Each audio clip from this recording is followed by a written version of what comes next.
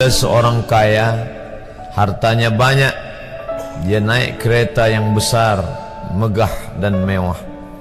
Dalam perjalanan dia tengok ke sebelah kanan ada tanaman padi sawah yang menghijau. Di tengah sawah, suami sudah menunggu makanan siang tiba. Apa kata orang kaya dalam kereta? Oh, bahagianya petani. Di tengah perutnya lapar, istri dan anaknya datang. Makanan tiba pada waktunya. Air minum dapat menghilang dahaga. Lapar hilang, rindu pun sirna, karena istri dan anak ada di sekitar dia. Bahagianya menjadi petani, kata orang kaya dalam kereta. Masa orang kaya berpikir bahwa dia tidak bahagia? Si petani yang bersama anak di pondok tua itu pula memandang orang kaya di atas kereta. Apa kata dia? Betapa bahagianya orang kaya naik kereta, sedangkan aku hanya duduk di pondok yang tua. Maka pada hakikatnya manusia ini dua-duanya tak bahagia. Jadi sebenarnya bahagia itu punya siapa?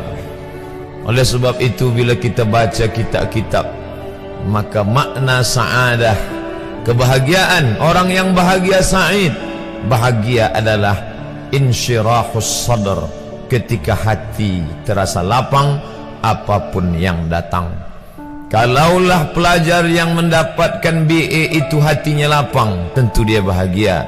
Kalaulah petani yang berada di tempat rumah tua itu hatinya lapang, tentulah dia bahagia.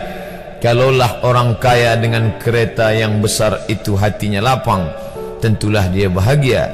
Itulah mengapa Musa alaihi salam di tengah kesusahan hatinya akan melawan ayah angkat bernama Fir'aun, dia minta hati yang lapang. Kita semua baca doa itu, Rabbi syrahli, lapangkan dadaku. Itulah mengapa kakinya pecah berdarah, giginya patah, pelipisnya pecah meneteskan darah, tapi dia tersenyum bahagia kerana hatinya lapang. Allah sudah lapangkan hatinya. Apa kata Allah untuk dia? Alam nashrah laka sadrak. Itu beza Muhammad dengan Musa. Musa meminta, Rabbi shrah li sadri wa yassir li amri wahlul 'uqdatam min lisani yafqahu qawli. Sedang Muhammad tidak meminta, belum meminta, Allah dah bagi pada dia. Apa kata Allah? Alam nashrah laka sadrak wa wada'na anka wizrak alladhi anqadha dhahrak wa rafa'na laka dhikrak.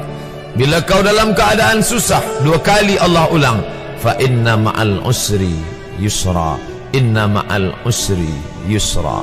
Hati lapang itulah yang membuat Haji Abdul Malik Karim Amrullah Buya Hamka tersenyum di dalam penjara. Penanya berjalan perlahan tapi pasti, maka keluarlah tafsir Al-Azhar.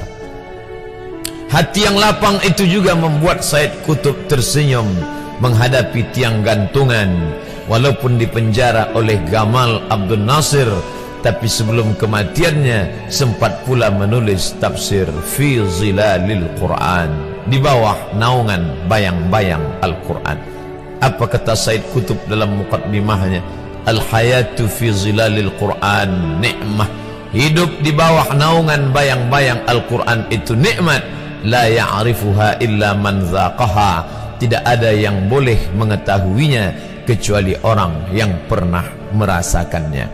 Maka bahagia adalah ketika hati terasa lapang.